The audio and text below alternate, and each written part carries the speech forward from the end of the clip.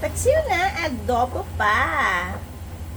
Buto-buto lang to ng salmon at palaya para sa mga bitter.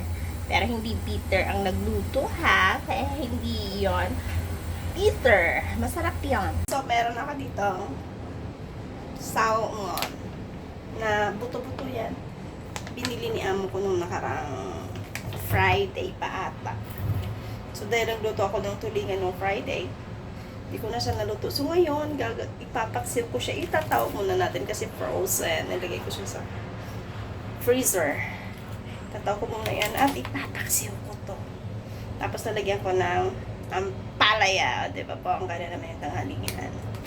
So, yun guys, nahugasan ko na tong salmon. Yung buto. Buto ba tawag na ito? Bones naman yan sa English eh.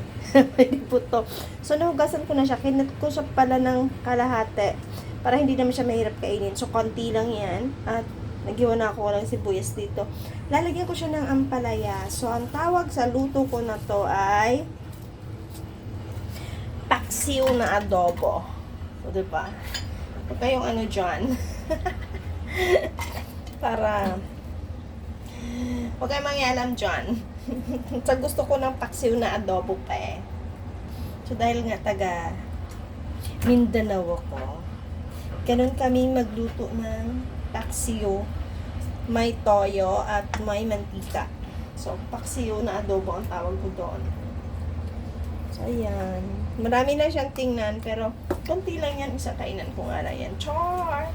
Siyempre, mga 2 o 3 din. So, as I said, paksiw na adobo siya. Wait lang. Ayan, so dahil paksiw na adobo ang niluluto ko, syempre sikat ang dato puti. Ay, hindi to sponsor.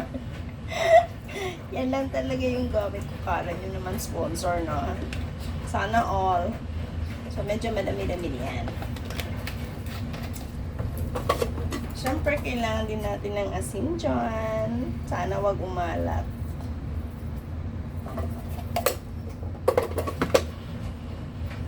Sabi ko nga guys, paksiw na adobo pa, kaya lagyan natin ng Knorr seasonings. Mas masarap kasi ito. Mas malinamnam yung lasa.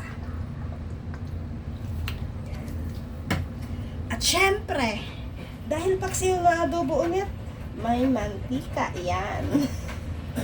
O diba, ganun tayong luto. Hindi naman lahat. So, ayan na. Siyempre, hindi mawawala ang pamintang durog. Ayan, hindi ko na alam saan bukasan na ito. Ayun, ganun siya kadami. Ganun pepper. Dagdagan natin.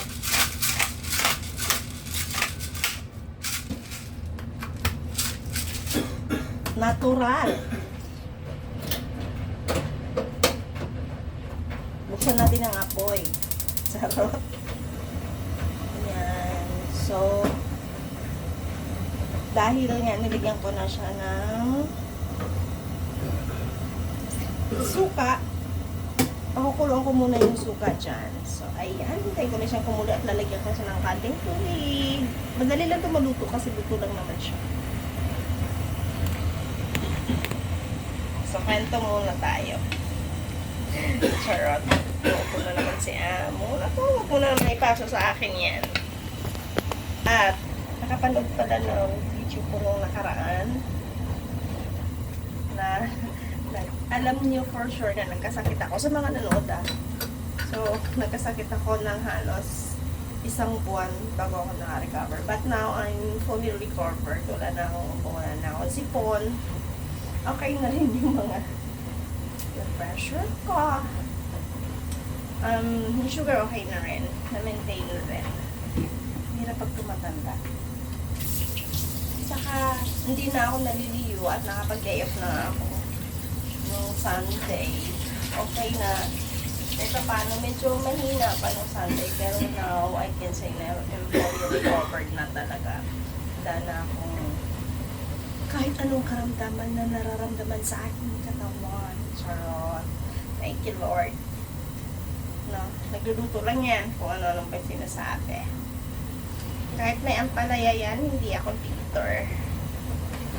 I'm happy. Sarap, hintay ko lang yung siyang kumulo. Pinili ko ni Amo na na salmon. So, medyo social tayo ngayon. Pa-salmon kaya. Kahit buto-buto lang at salmon, diba? So, kumulo na siya. Lagyan ko siya ng isang basong tubig. Kung naipapakita sa inyo guys, mukha ko na lang. Char! Ayan. Luto na yung salmon kasi madali lang naman talaga siyang maluto. Pero yung sibuyas, hindi pa. So, ilagay ko na yung aking, ampalaya para sa mga bitter dyan. Habang may tubig pa siya, lagay ko na yung ampalaya para mag-absorb. Basta para maluto, ganun. So, takpan ko lang siya hanggang sa maluto yung ampalaya, then okay na yan. Ayun, luto na siya. Yummy, yummy. Gusto kong tikman yung ampalaya. Kung bitter ba siya? So, kung bitter ka, sabayan mo akong tikman ng ampalaya. Oh, ano? Ina!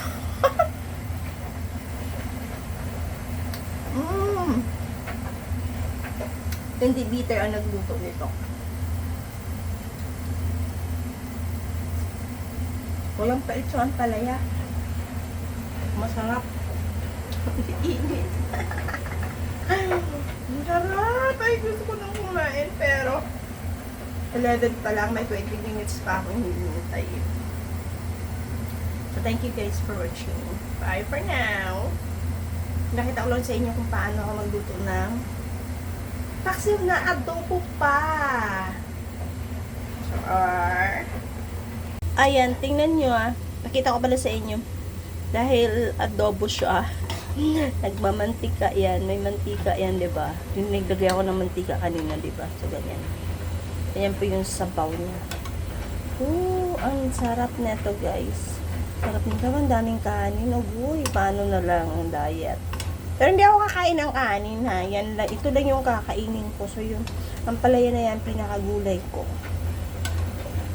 So, malamang ubos ito. Charot!